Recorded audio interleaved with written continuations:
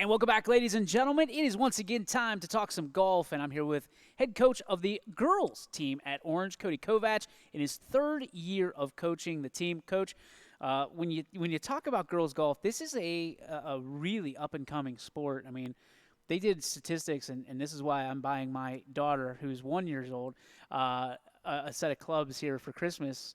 Maybe they'll come from Santa. I don't know, but 33% a couple years ago of NCAA scholarships went unfulfilled in the game of golf nationwide. Golf in the female territory is coming up because I want to see all those, and I think everybody does. And since COVID, it's exploded, the game, both men and women, boys and girls. So when you talk about girls golf, especially here in Orange, there's a lot of pride to it. Talk to me about one thing that you definitely want to see happen this year, 2023, with your team. That is a great question. What I would like, and like you're saying, I mean, we're getting more and more of the just interest in general. Yeah. I mean, each year, we've had numbers up. Just getting the girls, as passionate about the sport as you're saying in general. We've, and I was just talking about this, how with the sport, like initially, like coming in, just getting it on higher on the priority scale of something that they enjoy doing, and the CVC is doing a really nice job as far as getting just the girls more and more excited about it. The preseason's a little bit more lighter, where they're providing them with skills, knowledge of the sport, and they're having them play a scramble together to kind of build camaraderie within the student athletes. So that's been cool to see. As far as I like the ideas of the outside the box, thinking. So that's getting, I think, a lot of those girls that are thinking, well, is this for me kind of thing? Then they're doing it, and they're sticking with it. So so that was nice to see. And then today we had our first dual meet. We lost by 2 strokes. It was a tight one with Cuyahoga Heights, but the girls had a good time.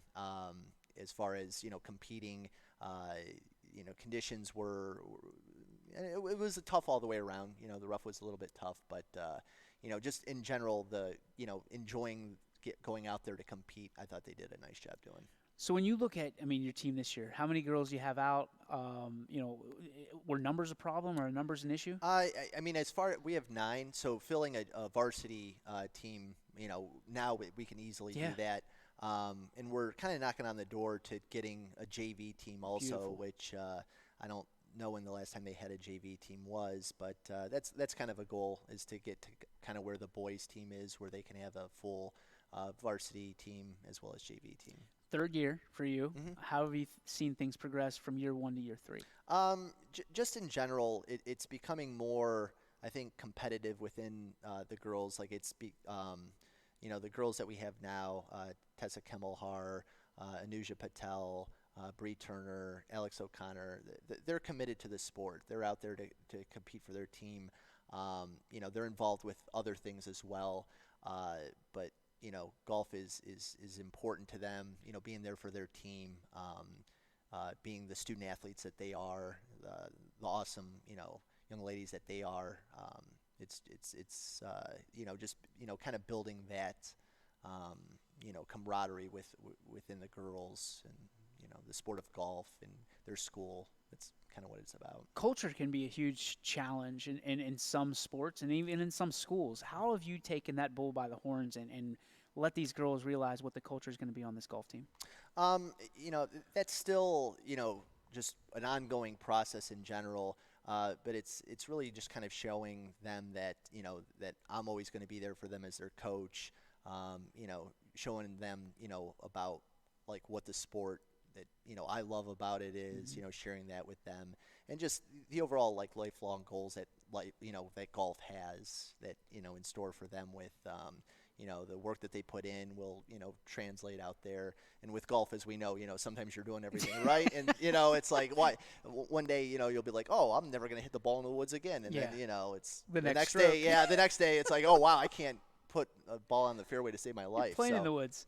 Yeah. So, but having that mindset of how to adjust and face those situations in general with integrity, That's what makes golf a great sport in general, because it's just you and the elements out there. So you're a younger coach. I mean, what are some of the takeaways that you've had from being a golf coach? I'm not that young, I don't think. Take a guess how old I am.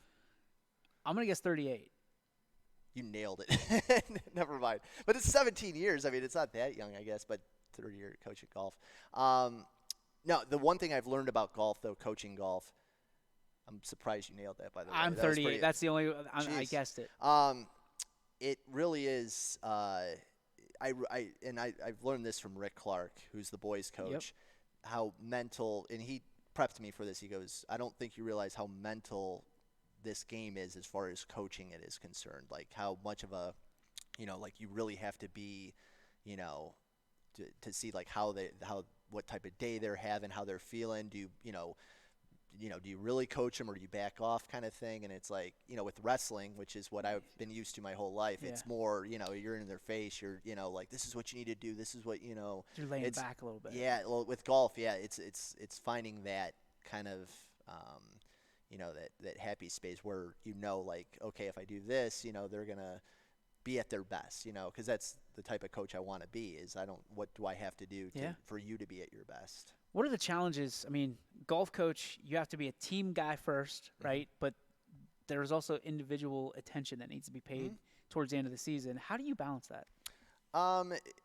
It's really interesting. I mean, I kind of control, I think maybe like the things I can control are the little things, and then it kind of works together, as a group. But I don't know. I'm very much so, like, as a team, we want to get better at, like the short game. The short game, being able to get up and down is important.